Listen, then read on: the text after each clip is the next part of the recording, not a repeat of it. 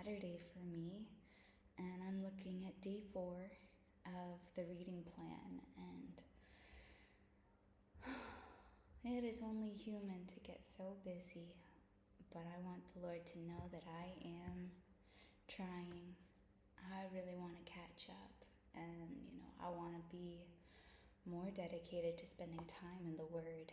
So, following up on my commitment, here I am. I'm going to go through day 4, Genesis chapter 13 to 15.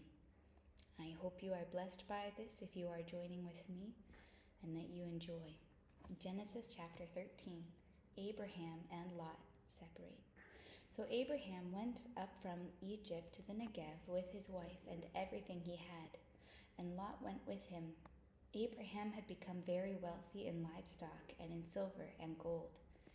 From the Negev he went from place to place until he came to Bethel, and to the place between Bethel and Ai, where his tent had been earlier, and where he first built an altar. Then Abraham called on the name of the Lord. Now Lot, who was moving about with Abram, also had flocks and herds and tents, but the land could not support them while they stayed together, for their possessions were so great that they were not able to stay together. And quarreling arose among Abram's herders and Lot's. The Canaanites and Perizzites were also living in the land at that time. So Abram said to Lot, "Let's not have any quarreling between you and me, or between your herders and mine, for we are close relatives. Is not the whole land before you? Let's part company. If you go to the left, I'll go to the right. If you go to the right, I'll go to the left." Lot looked around and saw that the whole plain of the Jordan toward Zoar was well watered, like the garden of the Lord, like the land of Egypt. This was before the Lord destroyed Sodom and Gomorrah. So Lot chose for himself the whole plain of the Jordan and set out toward the east. The two men parted company. Abram lived in the land of Canaan, while Lot lived among the cities of the plain and pitched his tents near Sodom. Now the people of Sodom were wicked and were sinning greatly against the Lord.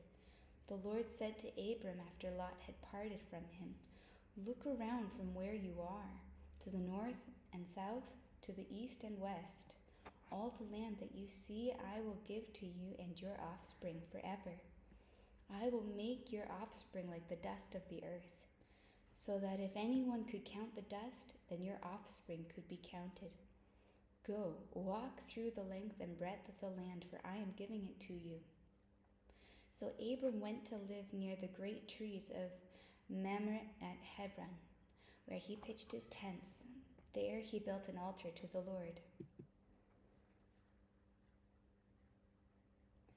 At the time when Amraphel was king of Shinar, Arioch king of Elasar, Kedorlaomer king of Elam, and Tidal king of Goyim, these kings went to war against Bera king of Sodom, Bersha king of Gomorrah, Shinab king of Admah, Shemember king of Zeboim, and the king of Bela, that is Zor. All these latter kings joined forces in the valley of Siddim, that is the Dead Sea Valley. For 12 years they had been subject to Kedorlaomer, but in the 13th year they rebelled. In the 14th year, Kedorlaomer and the kings allied with him went out and defeated the Rephaites in Ashtaroth, Karnaim, and Zuzites in Ham, the Emites in Shaveh, Kiriathim, and the Horites in the hill country of Seir, as far as El Paran near the desert. Then they turned back and went to En-Mishpat, that is Kadesh, and they conquered the whole territory of the Amalekites, as well as the Amorites who were living in Hezon Tamar. Then the king of Sodom, the king of Gomorrah, the king of Admah, and the king of Zeboim, the king of Bela, that is Zor, marched out and drew up the battle lines in the valley of Siddim against Kedorlaomer, king of Elam, Tidal, king of Goyim, Amraphel, king of Shinar, and Arioch, king of Elasar, 4 kings against 5. Now the valley of Siddim was full of tar pits, and when the king of Sodom and Gomorrah fled, some of the men fell into them, and the rest fled to the hills. The 4 kings seized all the goods of Sodom and Gomorrah and all their food, and then they went away. They also carried off Abram's nephew Lot and his possessions, since he was living in Sodom. A man who had escaped came and reported this to Abram and the Hebrew. Now Abram was living near the great trees of Mamre the Amorite, a brother of Eshcol and Aner, all of whom were allied with Abram. When Abram heard that his relative had been taken captive, he called out the 318 trained men born in his household and went in pursuit as far as Dan. During the night, Abram divided his men to attack them, and he routed them, pursuing them as far as Hobah, north of Damascus. He recovered all the goods and brought back his relative Lot and his possessions, together with the women and other people. After Abram returned from defeating Kedorlaomer and the kings allied with him, the king of Sodom came out to meet him in the valley of Shaveh, that is, the king's valley. Then Melchizedek, king of Salem, brought out bread and wine. He was priest of God Most High, and he blessed Abram, saying, Blessed be Abram by God Most High, creator of heaven and earth, and praised be God Most High, who delivered your enemies into your hand. Then Abram gave him 1/10 of everything. The king of Sodom said to Abram, Give me the people and keep the goods for yourself. But Abram said to the king of Sodom, With raised hand I have sworn an oath to the Lord, God Most High, creator of heaven and earth, that I will accept nothing belonging to you, not even a thread or the strap of a sandal, so that you will never be able to say, I made Abram rich. I will accept nothing but what my men have eaten, and the share that belongs to the men who went with me, to Aner, Eshcol, and Mamre. Let them have their share. Chapter 15. After this, the word of the Lord came to Abram in a vision. Do not be afraid, Abram. I am your shield, your very great reward. But Abram said, Sovereign Lord, what can you give me since I remain childless, and the one who will inherit my estate is Eliezer of Damascus? And Abram said, You have given me no children, so a servant in my household will be my heir. And the word of the Lord came to him, This man will not be your heir, but a son who is your own flesh and blood will be your heir. He took him outside and said, Look up at the sky and count the stars, if indeed you can count them.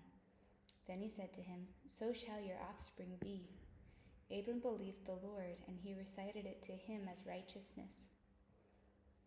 He also said to him, I am the Lord, who brought you out of Ur of the Chaldeans, to give you this land, to take possession of it.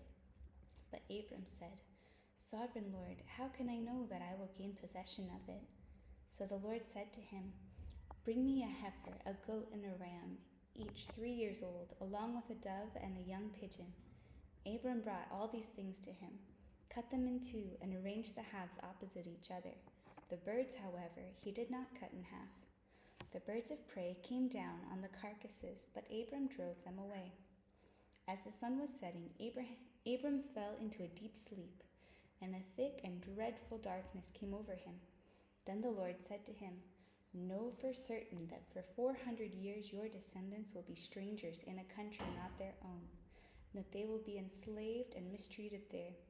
But I will punish the nation they serve as slaves, and afterward they will come out with great possessions. You, however, will go to your ancestors in peace and be buried at a good old age. In the 4th generation your descendants will come back here, for the sin of the Amorites has not yet reached its full measure.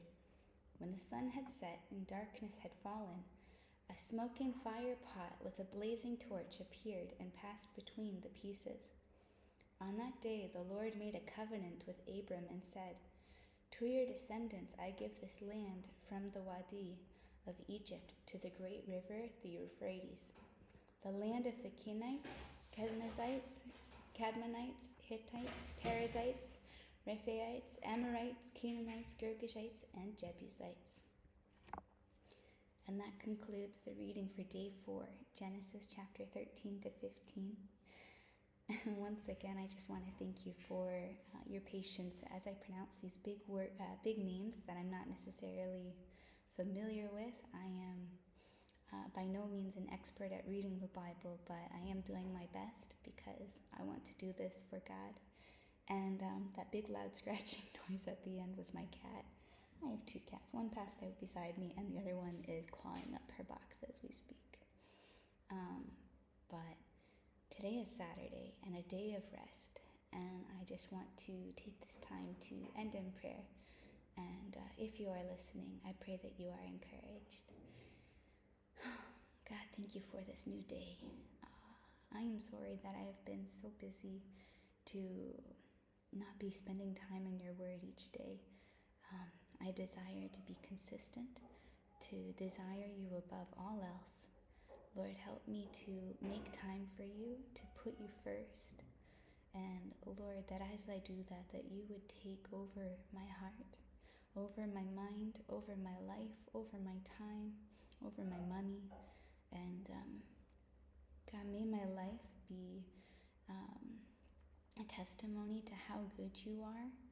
May I live submitted to you as I follow you. And in this world, I know a lot of things are very challenging every day. Finances can be hard, jobs can be hard, finding friends, being healthy, being strong, balancing everything, getting to everything on the to-do list, becoming better in all things, like more healthy, but kinder, more diligent, more financially stable, more available to you. There's just so many things I want to improve in. And I know that you are faithful and just, and that you can help me to do all things. So help me to prioritize you today. And if anyone is listening, I pray, Lord, that you would bless them, that they would be greatly encouraged to seek you out and to read your word, and to just come before you and to give their life to you, Lord. And I thank you for this day and for these people. In Jesus' name, amen.